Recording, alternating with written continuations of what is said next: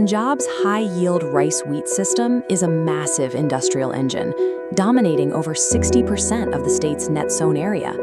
But this productivity operates on a punishing biological timeline. The October rice harvest immediately collides with the optimal late October window for sowing wheat. Modern combine harvesters extract the grain efficiently, but they leave behind a massive physical constraint, up to 9 tons per hectare of anchored and loose rice straw. The sheer volume of this biomass makes natural decomposition impossible. The soil simply cannot break down 9 tons of raw organic matter in the few short weeks before the next crop must go into the ground. Conventional seed drills are useless here. They cannot penetrate this dense, heavy mat of residual straw to plant the wheat seeds. Cornered by these biological and temporal constraints, farmers have no time to wait. They are forced into using a localized, immediate method to physically clear the fields just to survive the season. The industry's historically rational solution is rapid, cheap, and brutal mass thermal clearance, better known as field burning. The scale of this practice is staggering. Every year, across Punjab, over 17 million tons of rice straw are incinerated. While fire immediately clears the physical barrier, it destroys soil health. The intense heat completely volatilizes essential nutrients, sending thousands of tons of carbon, nitrogen, and sulfur up in smoke, rather than returning them to the earth. The immediate off-farm impact is a wall of pollution.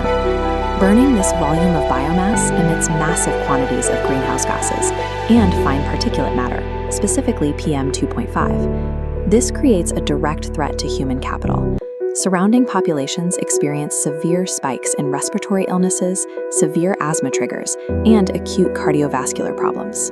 The current equilibrium successfully solves a private biological constraint for the farmer, but strictly at the cost of creating a catastrophic public health and environmental crisis. To eliminate the physical barrier of the straw without relying on fire, researchers developed a specific mechanical engineering intervention, the Happy Seeder. The design was later refined into the Combo Plus architecture, condensing the operation into a single-pass, lightweight system that mounts directly to standard tractors. This diagram shows how the machine operates internally. First, the front forage assembly cuts and lifts the heavy rice straw completely off the ground. Second, a strip tillage assembly engages the newly exposed bare soil underneath. Third, the machine drills the wheat seed and fertilizer directly into these narrow, prepared strips. Finally, it deposits the lifted straw back over the sown area, leaving it as an undisturbed protective blanket. This architecture avoids fire entirely. It mechanically inverts the problem, turning a disposal liability into a weed-suppressing, moisture-retaining agronomic asset. The agronomic benefits are clear, but how does this single-pass system perform on a 20-year financial horizon? This chart maps the 20-year net present value. The baseline data shows the Happy Seeder outperforms conventional tillage after burning by 31,910 rupees per hectare. Even against the cheapest available market alternative, zero tillage drilling after burning, the Happy Seeder maintains a positive financial advantage of 6,150 rupees per hectare. A major variable driving these cost reductions is the straw blanket left behind. The mulch naturally suppresses weeds, cutting required herbicide inputs by 50%. The mulch also reduces soil evaporation, which cuts the required irrigation water by 30% over the season. However, looking at the sensitivity analysis, the financial viability of this model is drastically tied to crop yield. If the yield increases by just 5%, the profitability gap over conventional methods radically expands, doubling the net present value. This yield increase occurs because farmers bypass the wait for straw to dry. Planting immediately into the residue allows them to sow wheat much closer to the optimal biological date. The partial budgeting data confirms that this technology represents a structurally more profitable long-term strategy.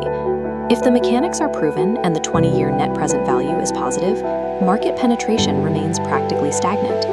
Institutional price distortions in the agricultural sector have decoupled individual farmer incentives from the broader economic reality. The heaviest resource burdens in this system, specifically canal water and the electricity required for deep groundwater pumping, are fully subsidized or free. We can map this disconnect using a dual ledger perspective to separate private and public costs. When the Happy Seeder saves 30% of irrigation water and 168 kilowatt hours of electricity per hectare, it generates exactly zero financial return for the individual farmer. Yet those exact same operational savings represent massive capital relief to the state government and help stabilize a rapidly depleting aquifer. Institutional subsidies artificially blind the farmer. The private ledger simply does not reward the massive public economic benefits the machine generates. Beyond operational costs, the fragmented farming landscape presents severe structural barriers to capital acquisition. Because the optimal sowing window for wheat is incredibly narrow, a single machine has a strict utilization cap. It can only cover roughly 66 hectares per season. This low seasonal utilization weakens the return on investment for private contractors, making the high initial capital cost difficult to justify. Meanwhile, the unpriced costs of maintaining the current destructive equilibrium continue to accumulate. Severe public externalities remain totally absent from the farmer's balance sheet.